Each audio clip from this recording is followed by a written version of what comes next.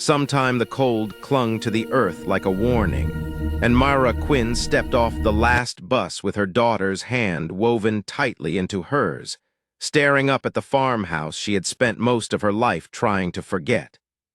It stood at the crest of the hill like an exhausted survivor, paint peeling in strips, shutters leaning like drunken sentries, porch sagging under the weight of decades, but still holding on, stubborn as the women who'd owned it before her. The inheritance letter in her pocket felt unreal, addressed to a version of herself that homeless nights and sleepless months had scraped thin. Sole heir, it declared, as if fate had been waiting for the moment she had nothing left before calling her back. Nora gazed up at the house with wide, uncertain wonder, the kind only a child who had slept on too many borrowed couches could carry. The air tasted of winter earth and forgotten summers, her grandmother humming on the porch, stories drifting through dusk, the scent of wood smoke grounding the world. Myra lifted her hand to the railing at the foot of the porch, feeling a trace of warmth beneath the old wood grain. When the door finally yielded under the rusted key, the house exhaled, a breath of dust, cold air, and something undeniably familiar.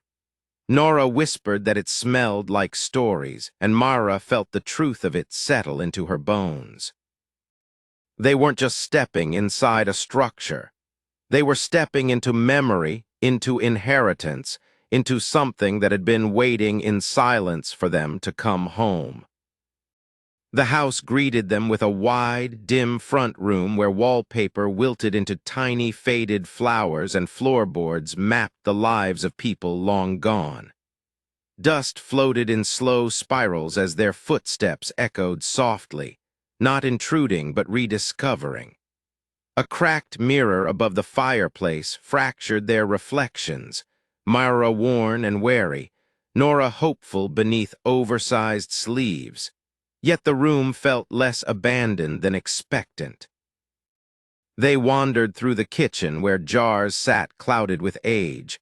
The wood stove crouched like a tired old creature, and the enamel sink bore its familiar chip shaped like the outline of Maine. Myra's voice shook when she flipped the breaker switch, more out of ritual than hope. But the overhead light blinked once, then glowed warmly, turning floating dust into drifting specks of gold. Nora gasped genuine, breathless wonder, because for months electricity had belonged to other people's kindness, not theirs. They worked in quiet harmony as dusk drifted in, wiping surfaces, airing out pillows, coaxing warmth from the stove. They ate soup straight from the pot at the scarred table, sharing bread from the bag, the simple meal settling into them like a promise. Nora asked why Mara's mother hated this place and why Elinor stayed. Mara answered honestly. Her mother wanted noise and neon. Her grandmother believed old things were worth fixing, even when no one thanked her. When Nora fell asleep beneath a patchwork quilt that smelled faintly of cedar, Myra walked the hall with a lantern, feeling something pull her attention toward the kitchen wall. The house wasn't done speaking. The crooked picture frame on the kitchen wall tugged at her like a whisper she couldn't ignore. No photograph, no backing, just a square of bright wallpaper that didn't match the wear surrounding it. Myra touched the frame gently, sensing the uneven tension beneath her fingertips. When she pressed one edge, the soft click was unmistakable, a hidden mechanism waking after years of silence. The frame swung forward on a concealed hinge, revealing a narrow cavity carved into the wall. Inside rested a metal tin and a bundle of folded papers tied with string, preserved with deliberate care. Her pulse quickened. The first photo she lifted showed Elinor, young and fierce-eyed, standing beside a man in a suit far too fine for the rugged landscape behind him. On the back, Elinor had written, "The day they tried to buy us out." Beneath the photographs lay mining company letters, thinly veiled threats wrapped in polite language, promising economic opportunity in exchange for mineral rights. The tone chilled her. These weren't business proposals. They were attempts to push Elinor into surrender. At the bottom of the stack lay a revised deed, recent, notarized, bearing only Elinor's name. The former co-owner's name had been removed and replaced with a single handwritten word. Gone. Myra swallowed hard. Whatever fight Elinor had waged, she had fought it alone.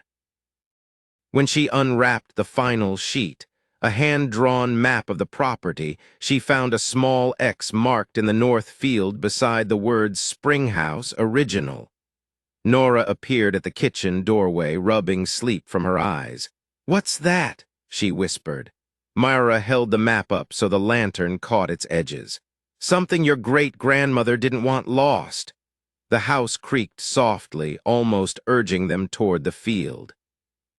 The morning came sharp and silver, frost coating the grass lee.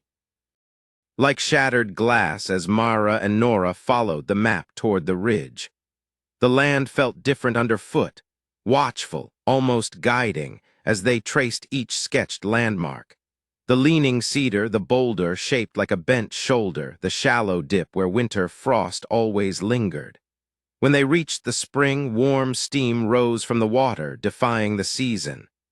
Behind it, the stacked shale looked like an accidental doorway until Myra brushed away frost to reveal the carved symbol identified in Elinor's journal. A circle split by a straight line. With a deep breath, Myra pressed her palms against the stone.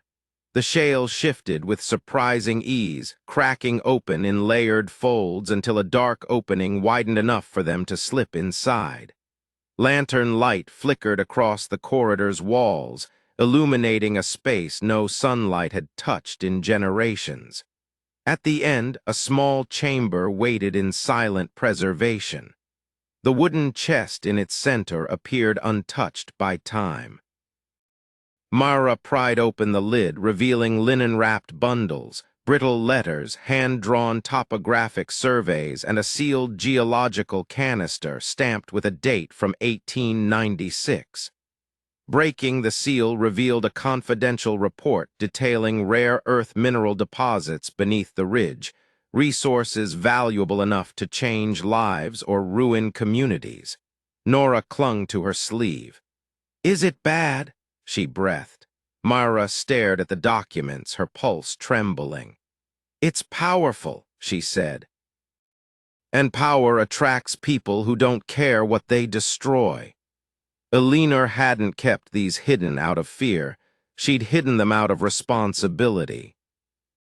Snow swept across the farmhouse by the time they returned, the storm gathering itself into a white curtain that erased the landscape beyond the porch. Inside, lanterns glowed over the documents spread across the kitchen table. Maps of mineral veins, letters from corporations, and Elinor's notes written with fierce, looping strokes. Nora read aloud from one entry, her voice small but steady. "If someone I love finds this, let them protect the mountain, not the money." The words felt like a hand reaching across time. Myra felt something settle heavy and certain inside her chest. Elinor hadn't been hiding treasure. She'd been safeguarding the land itself. As the storm roared outside, 3 slow knocks thudded against the front door. Myra tensed, motioning Nora behind her as she cracked the door open. Sheriff Colton Hayes stood drenched in swirling snow, his expression concerned but unreadable. He said he saw chimney smoke from the ridge and wanted to check they were safe. But when his gaze drifted toward the table behind her, Myra stepped more firmly into the doorway, blocking the view. Hayes didn't pry. Instead, he said the town had been talking. Some believed the property belonged to the Historical Society now, not to Elinor's estranged granddaughter. He held her eyes for a long moment before adding quietly, "Your grandmother used to say this mountain chooses who it trusts." Then he stepped off the porch, disappearing into the snow as if swallowed by the storm. Myra closed the door and slid the lock into place. Outside, the wind screamed across the eaves.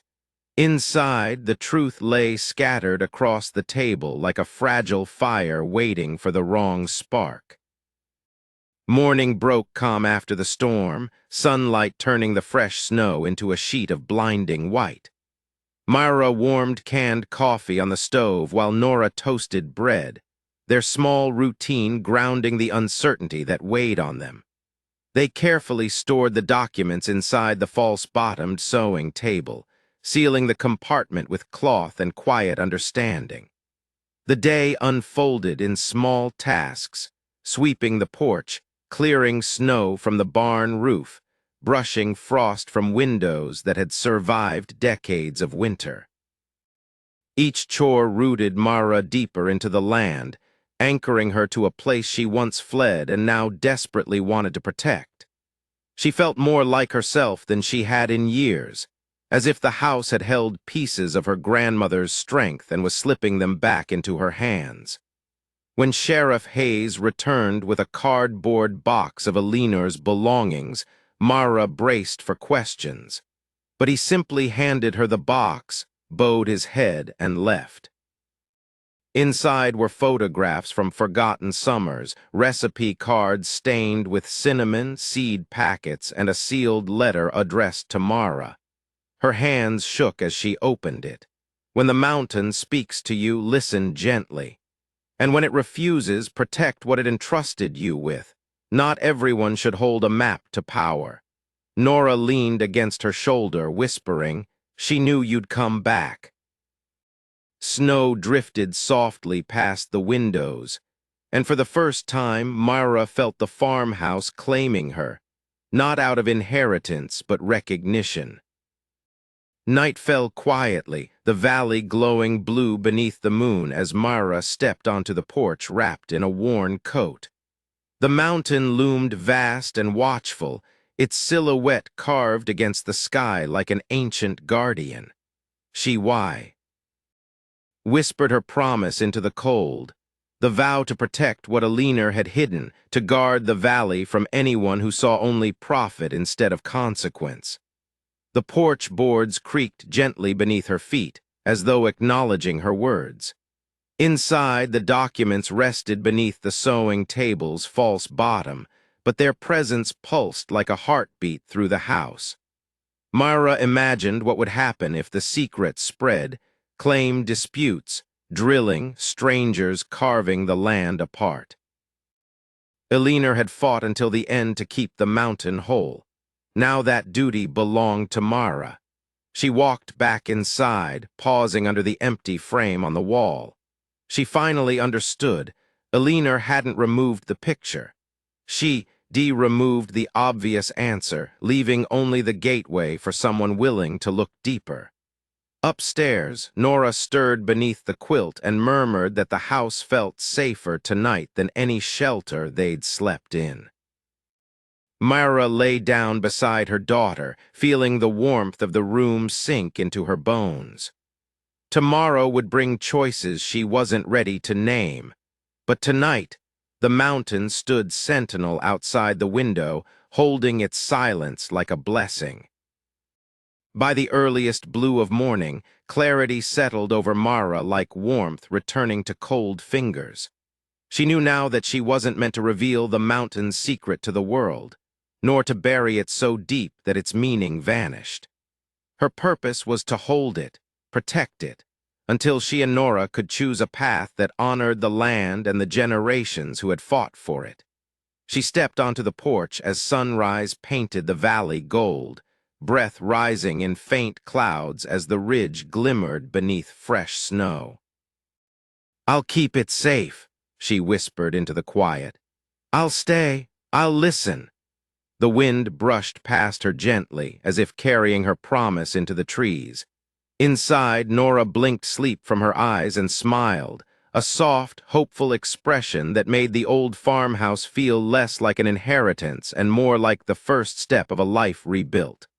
Together they began the morning, feeding the stove, brushing frost from windows, choosing which corner of the home to restore next. The house felt alive not because of the secrets it held, but because it had offered them a place to root themselves. Some homes are built, some are inherited, and some are entrusted. Thank you for listening to this story. If it moved you, if it painted pictures in your mind, tap like, leave a comment, and subscribe for more stories like this. Before you go, where are you listening from, and what time is it right now as you hear this story?